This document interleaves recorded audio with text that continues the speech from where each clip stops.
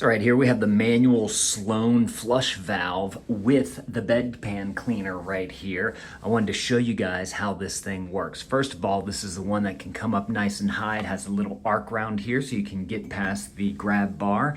And then of course you have your manual flush right here. So let me go ahead and demonstrate that first for you guys. Flushes very easily. Just simply pull this any way because it's on a ball socket right there and it'll give you a good flush. And then of course you have your bedpan cleaner right here. So this thing just simply comes on down like that.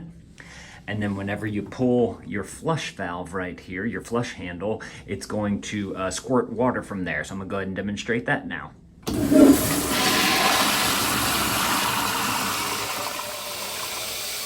You get a good flush, you get a good shower coming out of here so that you can get that bedpan nice and clean. It's nice and right over the toilet, so all the water and everything is gonna go down into the bowl right there.